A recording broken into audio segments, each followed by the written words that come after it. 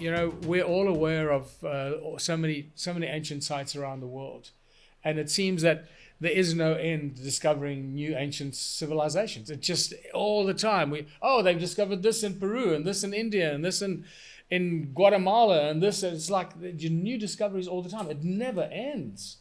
The great thing about that is that they still teach us today that they did all that with hammers, ropes, and chisels. And they just expect us to be stupid enough to keep believing that. So I think most of us have realized that there's a lot more to ancient civilizations. So my journey took me to discovering what are now known as the stone circles of southern Africa, the ancient stone circle ruins that cover vast areas of southern Africa, which include South Africa, Zimbabwe, parts of Botswana, Mozambique, and it goes through Zimbabwe over the Zambezi River into Zambia.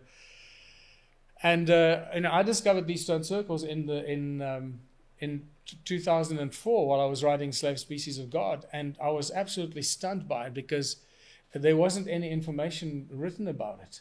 So I tried to find as much written material on it, and I found some academic papers, like 20 pages or 30 pages on it, and all kinds of speculative stuff, and some archaeological drawings and speculating how these were, enclosures for cows or kraals for cows or animals, and so forth, and some photographs. Not very many photographs available, and they were estimating that there were about 20,000 of these stone circle ruins. So that took me by surprise. 20,000. I thought that's a big number. 20,000 is a big number. When you suddenly discover that my country has got 20,000 stone ruins and nobody knows anything about them. So I thought, wow, that's a big number.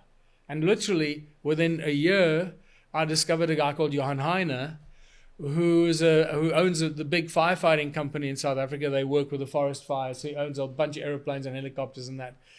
And I did a lecture in Pretoria on Slave Species of God. And afterwards, he came to me and said, listen, can I show you some pictures of ruins in South Africa?